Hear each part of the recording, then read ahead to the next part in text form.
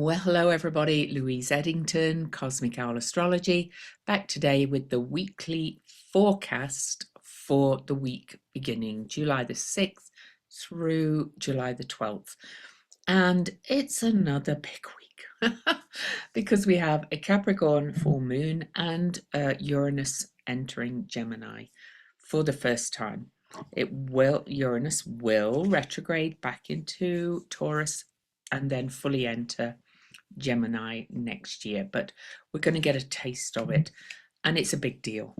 And things are wild out there, as we know. So thank you for bearing with me with my July the 4th video, and that led me to watch a load of videos by a historian called Ted Sturmer, Stoeremer, and it's really interesting, right? What's happening now is, oh, I've got a hand, but anyway, people, Project 2025, all the things are basically trying to recreate, it sounds like, what the founders actually intended, to create a document that was made for white men only. Even though we usually say, oh, their intentions were good, or it was a different time, it's what they knew. I've said that. This historian has a deeply different take on it, and he's not the only one. He does mention others too. But let's look ahead for the week. I invite you to check out the video I made on July the 4th. I was feeling rather emotional about everything, and I think it's important that we are fully aware of what we are dealing with. That's why I do all this. But on to this week. So just a little introduction for the week. So I'm calling this, I think, Big Revelations. Okay. There's many things I could have called it, because Uranus going into Gemini is a huge, huge deal. And it's under a full moon, which illuminates a lot of things. But I'm going to take you day by day. But don't forget to like. Honestly, those little likes make a huge difference. Subscribe, hit the bell so you never miss a forecast, because if you hit the bell, you get a little notification that tells you when new content's uploaded. And if you want to go deeper, check out the Spiral Weave membership, where we explore all the sacred threads weaving through your days. I prefer if you join on Substack. I'm kind of struggling to integrate Spiral Weave on YouTube and Substack, and I may just move it all to Substack, because I'm just trying to do too much and cover too many bases. But anybody who's in the Spiral Weave here will get a message, and they will get a coupon to be grandfathered in at the price they're paying here if they wish to stay on it. Anyway, this week is big. We've got Uranus shifting into Gemini after 7 years in Taurus, cue wild winds of change, and a potent full moon in Capricorn that hits old karmic threads and lights the way forward. And I have done a video on each of those things separately. And I pulled all reverse cards this week. I don't always look at reverse cards unless I feel called to. And when all three came out reversed, I'm like, this is a bit of a message. So I pulled 5 of discs. This is all Red Threads Tarot. And I pulled 7 of discs, Ace of Blades. We'll dive into the full tarot reading after the astro, but let's just say the cards are calling for a serious pause, a reframe, and a reminder that not all growth is linear as we're going through all this crazy time. Okay, so let me share the chart.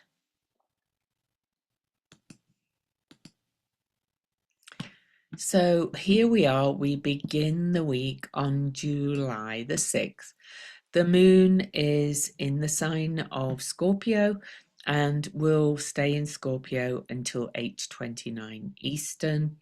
and then the moon will move into Sagittarius.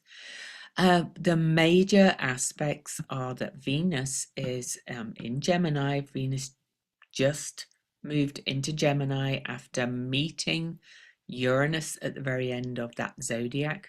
Incidentally, this is not the only time Venus and Uranus will meet at 29 degrees Taurus. They will meet there again next April. So don't, I just watched a video somebody sent me saying it's a once in a lifetime conjunction. I was like, oh, actually, it's twice.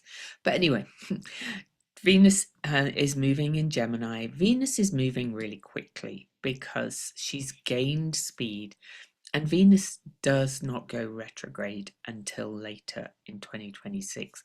So she is just bombing through the signs now since her retrograde back in March and April.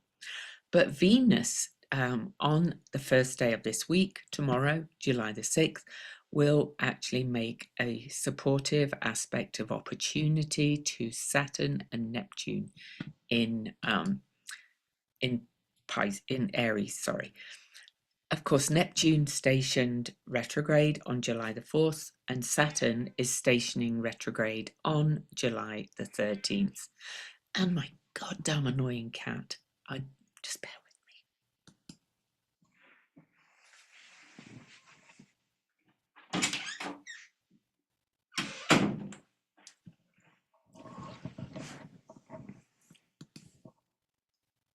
Okay, I'm sorry about that. I do love her really, but she's just been really clingy since we got back from the UK. And anyway, yeah, she's gorgeous, but she's a bit of a diva, so very demanding at times. Anyway, this aspect, we also have Venus squaring asteroid Lilith, which is talk to the hand Lilith, and I actually don't have her on here, and that's at the start of Pisces, and the moon will oppose Uranus later in the day. So right at the very end of Scorpio and Taurus, and then the moon will move into Sagittarius 8:29 p.m. and that's all the aspects over. So let me kind of give you a little bit of a breakdown about those aspects for that day. Scorpio moon, always deep processing vibes, always deep feeling, always investigative processing, explorations, inner explorations, but also, really kind of deep dive into power games and manipulation and all that kind of stuff. But then Venus in Gemini is more about friends, communication. It's a bit more light, a bit more flirty. But Venus is our values, so we're looking at our friend, who our community is, who our friends are, right? But this aspect to Saturn and Neptune in Aries is superb flow. It's for dreams with structure. So, Saturn and Neptune both stationing retrograde at around the same time, just 9 days apart, which is so close. With Venus making this supportive opportunity aspect, this is asking us to really think about where we're going and what we're building. And it's just another opportunity to reflect on it and review what our dreams are and what structures we are going to be creating moving forward. Then Venus square asteroid Lilith, maybe I should add her. So I love asteroid Lilith. I used to only work with Black Moon Lilith, but asteroid Lilith really speaks to me. And there's a couple of other astrologers that mainly use asteroid Lilith because she is the only physical Lilith, right? But she is, I call her talk to the hand Lilith because of her symbol, which I will get up in a second. Literally looks like a hand. And she has been described as being a bit like a rebellious teenager kind of thing. A young woman rejected who's going, no, I'm not doing that. You cannot make me do that. And here she is in the sign of Pisces being squared by Venus.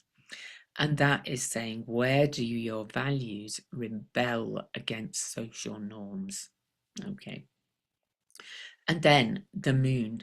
I don't always look at all the moon aspects during these weekly ones because I do those in my daily writings, but the moon opposing Uranus, and right before the moon shifts into Sagittarius and then Uranus shifts into Taurus. It's at the last minutes of Scorpio and Taurus. And this one is kind of activating the Venus-Uranus conjunction we had on July the 4th. But this is emotional static. This is foreshadowing the change Uranus brings tomorrow. This is taking a deep look at our core values and how we are living them, a deep dark look, but it's electric nervous energy, and it's incoming because then the moon enters fiery Sagittarius, and then on July the 7th, oh my god, this is like one of those things that, you know, it's been 7 years and it's a big deal. Uranus changing signs is a really big deal. Often things happen quite suddenly, can be quite shocking. On one of the ingresses of Uranus going into Aries about 14 years ago was when we had the big earthquake and tsunami at Fukushima in Japan, right? On the day, because Uranus tends to bring quite big shocks and force like that. And Uranus moving into Gemini is going to bring rapid change. It can be a little bit nerve wracking, but you know, most people will just experiencing it as an observer, but it can also bring big awakenings, aha moments about what's happening. But anyway, first the moon enters Sagittarius. And so the moon will enter Sagittarius, as I said, 8:29 p.m. on the 6th, sorry. And then the moon will be in Sagittarius all day on July the 7th as Uranus enters Gemini at 7:45 a.m. So think communication revolutions, quantum learning curves, because Sagittarius Gemini is all about truth, knowledge, understanding, teaching. This is like, you know, there may be some big kind of like knowledge come out on this day, in fact. And then it also nervous system rewiring. So it's a big day, you know, and I've done a whole video on Uranus going into Gemini, but the fact it goes into Gemini just after the moon opposes Uranus at the very last degrees of Scorpio and Taurus is fire and air. This is like a wildfire, and I hope literal wildfires are not blown by this one, but that's another thing. Incidentally, the astrology does affect the weather on the Neptune station, with Neptune stationing retrograde here and heading towards Saturn, which is stationed also. Wall of water, big flooding down in Texas. Many people killed, including lots of children. Very unfortunate. But I'm going to say it also represents things like Alligator, Alcatraz, and they blocked people from going and inspecting this facility. Okay, it's built surrounded by a big swamp and walled off. So I'm going to say that, you know, that's part of that too. But anyway, so not just weather. But Venus will also trine Pluto right after Uranus moves into Gemini. So Uranus moves into Gemini at 7:45 a.m. Eastern, and then at 8:41 a.m. Venus over here in Gemini will trine Pluto air to air at exactly 3 degrees. And this is saying that deep desires will surface. Intimacy will get honest, including intimacy with yourself and how you view who you are in this world. The Sagittarius moon will also form a fire grand trine with Mars over in not with Mars. Sorry. What would Mercury. That's what I meant. Mercury, not Mars. With Mercury over in Leo and Ceres over here in Aries. Buy my book. It's sold quite a lot already. Signed copies, pre-orders. Link below, or sacredthreadsimprint.com. I will be mailing those signed copies out probably about the 3rd week of July after they arrive here. Anyway, fire grand trines with Mercury and Ceres could bring optimism, could bring downloads, but it could, because almost at the same time the moon will square Mars, could also bring overextension, like trying too hard, trying to do too much. I would never do that. This is about moving and creating with intention, because it's such heightened energy, right? So on to July the 8th.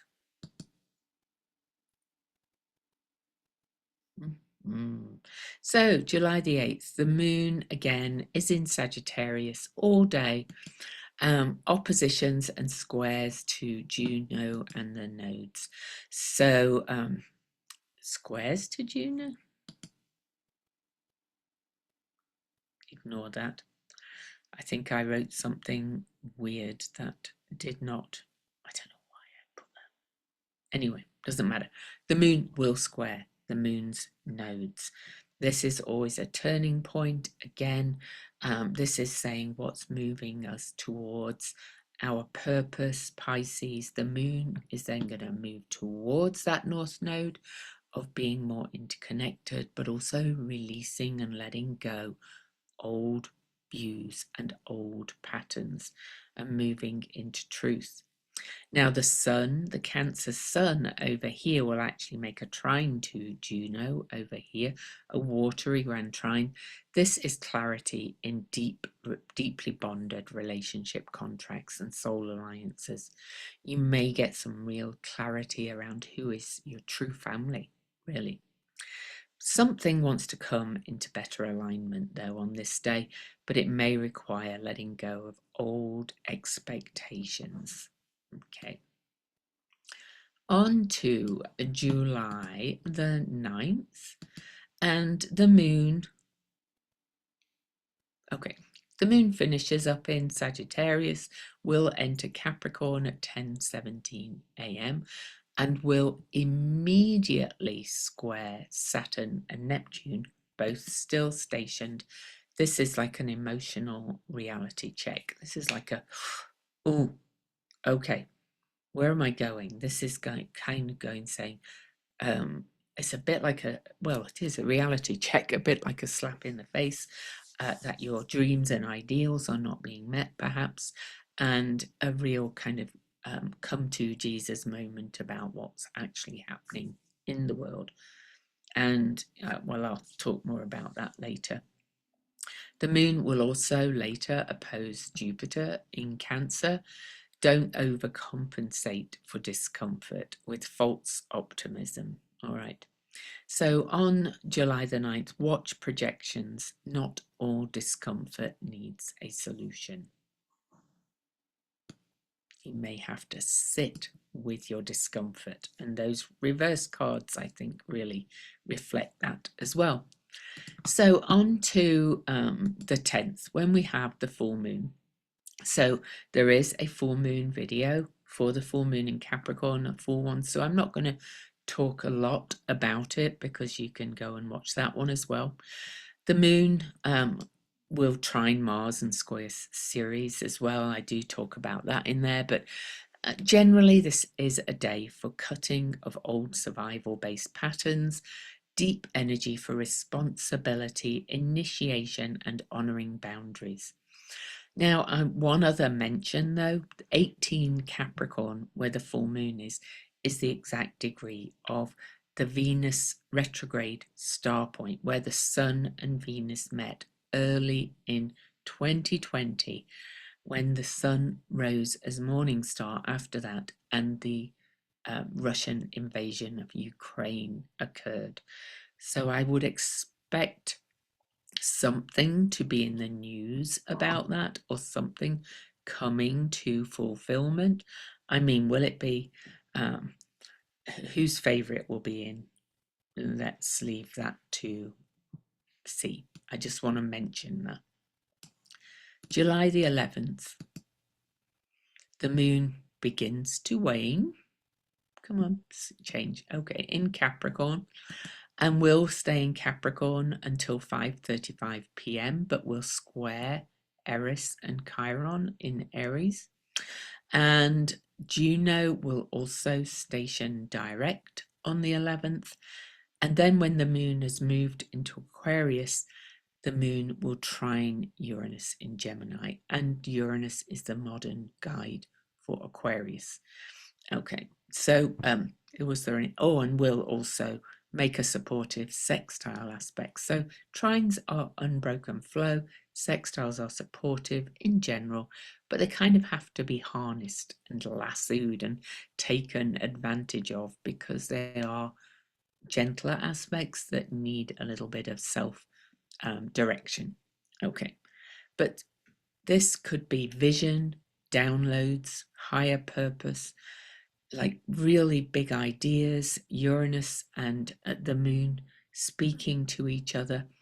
And in fact, no, I'm not. But when the moon moves into Uranus and starts this trine, it's going to be an orb of Pluto, but also Altair, which is fixed star that's about ideals. Okay, so this is about what's your ideal vision. Okay, what do you really want to dream into being in this world? But then the moon immediately conjuncts Pluto, big transformations, especially around belonging and collective responsibility. Okay. Right. Oh, and that was on Venus Day. July the 12th, the last day of this week, and then we'll do the cards. So the moon will be in Aquarius all day, and the sun over here in Cancer still will aspect the moon's nodes, and Mercury in Leo will actually make an unbroken flow exact aspect to Ceres. Remember, the Sagittarius moon activated that as a firebrand trine. So, this is really a beautiful day for reflection, dream work, or visioning forward.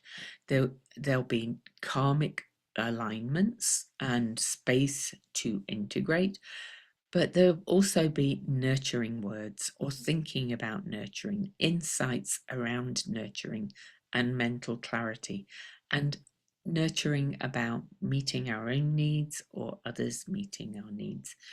There'll be a lot of thinking about that as well. So it's a good day to read my new book, which is on Ceres. Any day's a good day to read it. Anyway, full tarot reading. Let's get rid of this, and then I'll give you a summary at the end. So we've got the 5 of Discs reverse. This says you are not as stuck as you think. This card reversed often means the worst is over, or that help is right around the corner if you ask. Let yourself receive. And then we have the 7 of Discs reversed. You may feel frustration at slow growth, but reverse, it asks you, what are you measuring success by? Seeds need time. Are you comparing your path to someone else's harvest? And then the Ace of Blades reversed.